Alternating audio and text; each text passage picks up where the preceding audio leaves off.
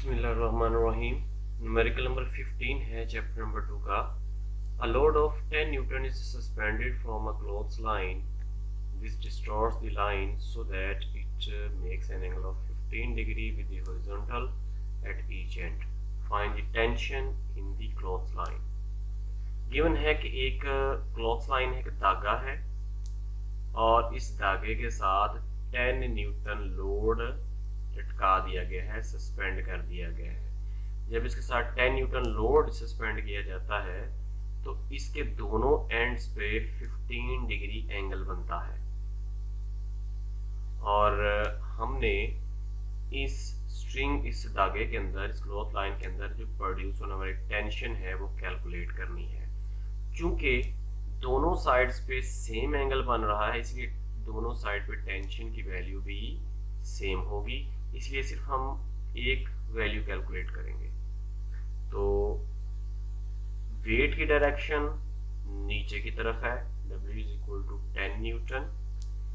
अगर हम ये टेंशन जो कि एक वेक्टर क्वांटिटी है, क्योंकि टेंशन भी एक फोर्स होती है और फोर्स एक वेक्टर क्वांटिटी है, इसके कंपोनेंट में इसको रिजॉल्व करें तो according to head to tail rule ये अगर रिजल्टेंट वेक्टर है तो इसका एक कंपोनेंट बनेगा वर्टिकली अप, यानी वर्टिकल कंपोनेंट है ये, और क्योंकि ये थीटा के सामने है इसलिए ये वर्टिकल कंपोनेंट है, और दूसरा कंपोनेंट इस तरफ राइट साइड पे होगा।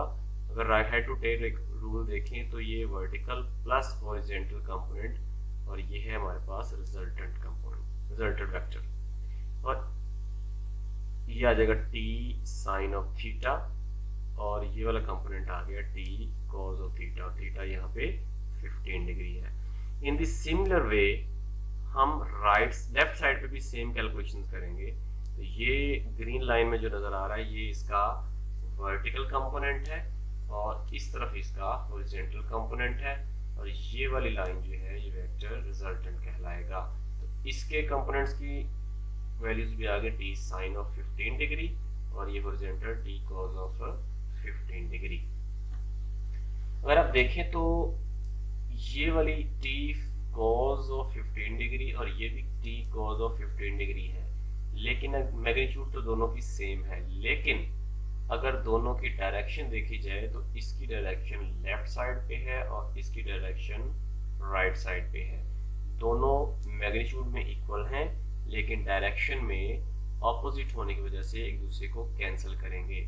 इट्स मीन के according to first condition of equilibrium इस वेट को जो चीज बैलेंस कर रही है वो इन दोनों साइड्स के इन टेंशंस की वर्टिकल कंपोनेंट्स कर रहे हैं और दोनों की डायरेक्शन सेम है।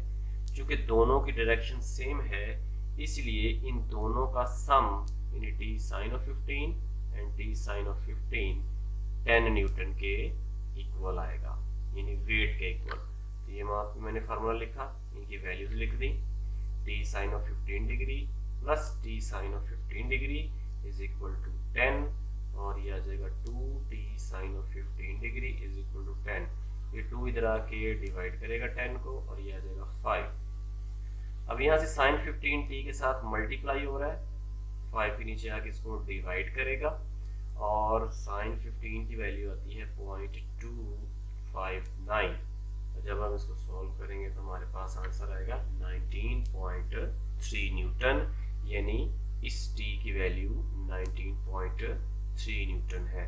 इस तरह से इस साइड पे भी, राइट साइड पे भी t की वैल्यू 19.3 न्यूटन होगी।